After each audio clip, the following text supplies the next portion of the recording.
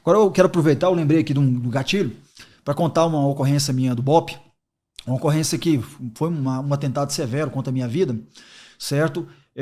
Numa ocorrência que nós deslocamos lá para o bairro da Vitória, uma região mais assim de comunidade lá, uma região mais periférica lá de Goiânia, onde na época o índice de violência era muito alto, muito homicídio, muito tráfico, muito roubo de veículo e etc. Nós deslocamos lá para esse setor porque tinha uma quadrilha, né? No caso, uma associação criminosa lá que estava armada, que tinha efetuado um roubo, né, até uns dias anteriores, certo? E estava homiziada lá dentro daquela casa e a nossa função era lá, né, efetuar a prisão desses indivíduos se assim eles escolhessem. Nós deslocamos para lá, certo? Para fazer o adentramento do local. Eu estava utilizando um colete que na época não tinha proteção balística ideal, né, para o momento, certo? Tínhamos escudo balístico, só que chegamos lá, o que acontece? Na época, até então, o aspirante Max Neto, hoje é capitão da Polícia Militar de Goiás, Max Neto, ele falou assim, ó, Dias, eu vou fazer uma escadinha aqui, o que é escadinha? O camarada encosta a traseira no muro, deixa os joelhos ali, ele agacha um pouquinho, e o outro policial, ele vem, sobe no joelho, certo? E com armamento em punho, ele dá uma olhada por cima do muro, certo? Que é a visão operacional ali, para ganhar em cima do muro, para ver o ambiente, captar informação, descer e fazermos o adentramento tático no local. Só que o que acontece? Quando chegamos lá no local que eu subi, né, subi ali nas pernas dele ali para fazer essa escadinha, quando eu olhei por cima do muro, eu vi umas 4 cadeiras, os indivíduos sentados numa rodinha, e nessa rodinha, a hora que eu olhei pro chão, eu vi umas 4 armas de fogo. E eu falei assim, ó, os caras tá aqui, os caras tá armado.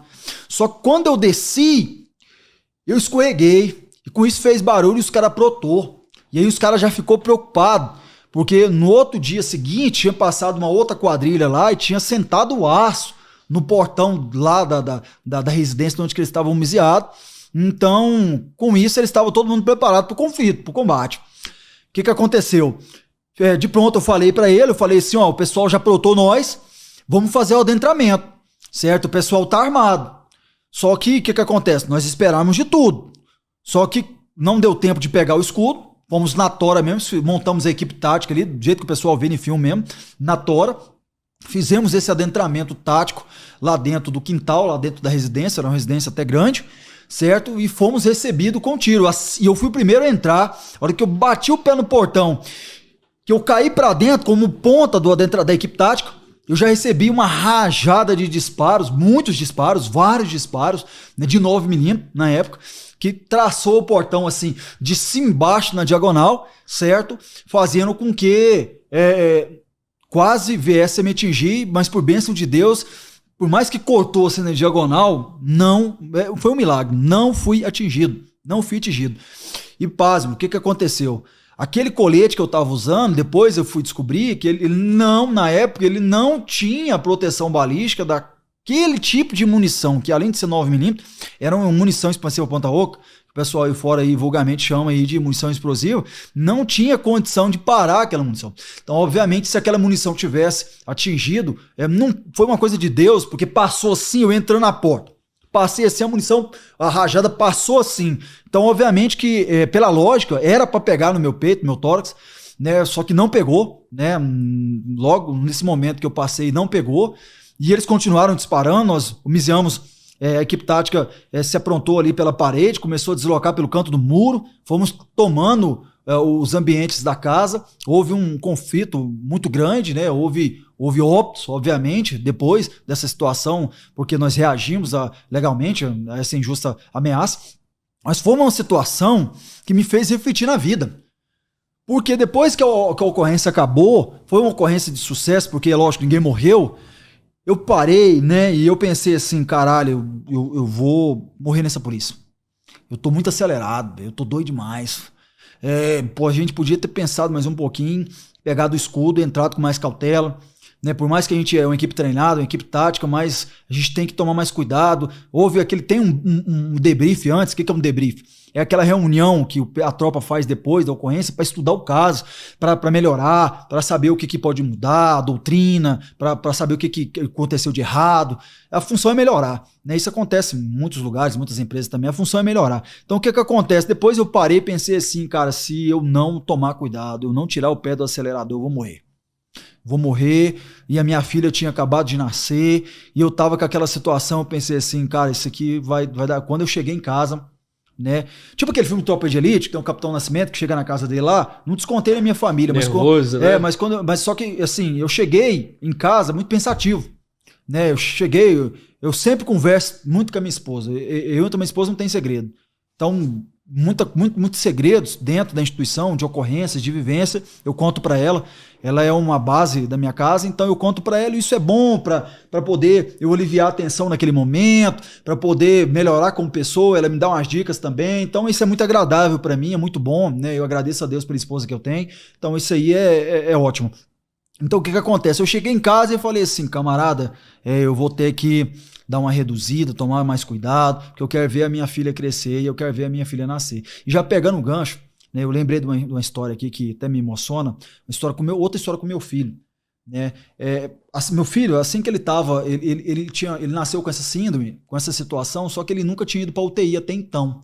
Ele foi para UTI, assim, ele nasceu, foi para UTI, ficou na UTI 20 dias, depois foi embora para casa. Aí depois disso ficou um tempo sem voltar para o hospital, né?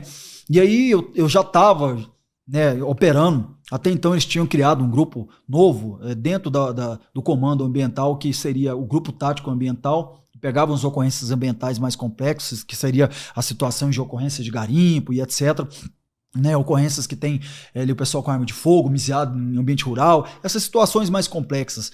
E aí o que acontece?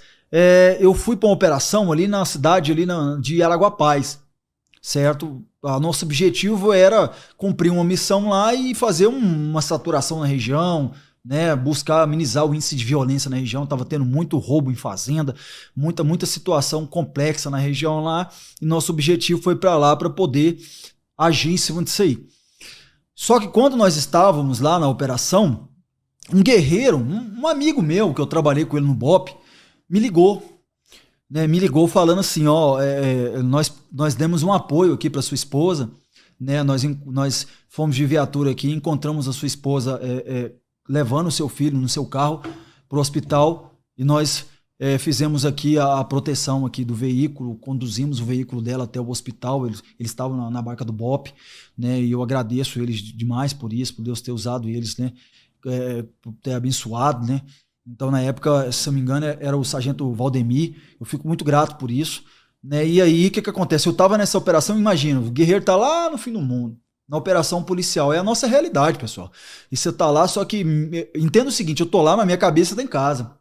Eu tô lá, aí eu fico assim, a minha esposa, a gente vive numa cidade que ainda é violenta, né? Uma cidade de 1,5 milhão de habitantes. Então, eu tô lá, minha cabeça tá em casa. Então, a minha esposa fala assim, eu vou na festa de aniversário, mas a minha filha, né? Eu vou ali eu vou na igreja, né? Mesmo na igreja, no caminho, né? Aí eu vou em tal lugar, e o que acontece? Aí eu fico pensativo, muitas vezes a gente opera em ambiente rural, grande parte das vezes, fica sem sinal. Então, eu tenho uma técnica que eu sempre deixo contato com ela, do plantão das unidades com ela, do pessoal das unidades especializadas e de alguns amigos meus, e falo para ela, se por acaso você tentar me ligar e não acontecer de eu não atender, tiver sem sinal, você liga para eles que eles não vão te deixar na mão. E as viaturas vão lá, a barca especializada, vai te dar o apoio, porque tá no sangue, né, somos amigos, e vai proteger, porque o policial protege o policial, é uma irmandade. Por isso que nós temos um ditado que mexeu com um, mexeu com todos. Todo mundo vê, isso aí não é filme não, todo mundo vê na prática e sabe como é que funciona, mexeu com todos. Né? Ninguém deixa ninguém na mão aqui não. É uma irmandade ferroada mesmo, entendeu? Então isso aí tá no sangue. E aconteceu, e ele me ligou e falou, seu filho tá aqui na UTI, nós conduzimos aqui, tá na UTI do Hospital Infantil de Campinas, que fica lá próximo do centro, e ele tá numa situação gravíssima, e eu tava 300 quilômetros E que muitas vezes sem sinal, ia ficar sem sinal no meio do caminho, e aquela sensação pensando assim, meu Deus do céu, eu sabia da situação que meu filho passava, eu sabia do que ele tinha, e eu pensava assim, e eu com fé, acreditando que ia dar certo, com fé em Deus, mas no mesmo tempo aquela coisa assim, rachando meu coração no meio, pensando, meu Deus do céu, o que vai acontecer? E aí a gente voltou, né, tipo a 220 km por hora na viatura, já correndo um grande risco, que eu tinha que chegar para dar apoio para minha família, né? Nós viemos em alta velocidade, e aí eu cheguei de serviço mesmo com a viatura, parei lá na porta do hospital.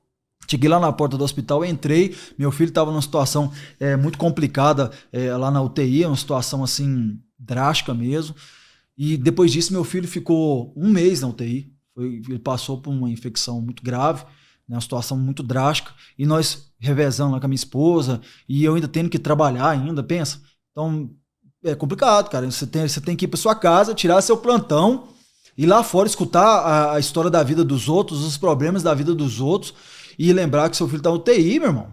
Rapaz, eu vou te falar uma coisa pra você, o negócio não é brinquedo não, e você ter que aguentar o povo aí fora, muitas vezes você atende uma ocorrência aí, você tem que aguentar na ocorrência o povo falar que a polícia não presta pra nada, falar que não vai resolver o problema deles, e aí, mesma hora que ele fala, você lembra do seu filho que tá na UTI, e você tenta resolver aquilo porque você é policial. O policial ele não é só policial, o policial ele é médico, o policial ele é psicólogo, o policial, inclusive eu vou contar uma história aqui também de exorcismo que eu fiz, o policial ele é exorcista também, ele trabalha em prol de Deus, combate Satanás, então o negócio não é brinquedo não, meu irmão. Então, mas assim, graças a Deus, terminando essa história aí, meu filho conseguiu sair nessa vez, né? Saiu graças a nosso bondoso Deus, foi embora para casa depois de muita luta, um mês, e venceu mais essa etapa das várias vezes que ele foi para UTI. Então eu fiquei muito feliz para Deus, e isso fez que a nossa família se tornasse cada dia mais forte. E já pegando o link aí da situação, porque eu tô no gás aqui. Não, irmão, calma aí. Vou lembrando dos negócios. Deixa eu falar sobre essa experiência, cara. Tu tava a 300 km de casa operando. 300 quilômetros. Sem comunicação. Sem comunicação. A sua esposa, pô, não tinha teu apoio. Seus irmãos levaram a tua família até o hospital. Prestou apoio. E você ainda... Imagina o emocional dela. E então, teu filho tinha o quê? Meses? Meses. A gente sabe da vulnerabilidade do bebê. Então, assim, foi uma situação extremamente, para mim, foi uma situação extremamente complexa. Né? Aquela vontade de chegar logo, e os KM não passava. E cumprir a missão lá, né? Cumprir a missão, e você chega em Goiânia, aquele inferno, aquele trânsito lá no meio de Goiânia, lá, e a viatura tendo que chegar lá no hospital, e você chegar lá e ver aquela situação do seu filho, e não teve só aquilo, porque ainda meu filho, como ele ficou um mês, eu não podia parar de trabalhar. Então, eu tinha que continuar trabalhando. Querendo ou não, você tem que ser mente forte, para manter a casa, para manter a família, porque você é um profissional, né? Querendo ou não, você é um profissional. Infelizmente, eu quero que o pessoal aí de casa entenda que não é porque você é um policial que você vai ter as coisas em casa, que você vai estar blindado de tudo e vai sair para a rua e nada vai te atingir. Nós somos seres humanos. Por mais que nós somos fortes, passamos por cursos operacionais, vivemos, apanhamos, vibramos, mas querendo ou não, nós somos humanos, né? Nós amamos, nós sentimos tristeza, nós temos fé, né? Nós somos filhos de Deus, como vocês, como todos os outros.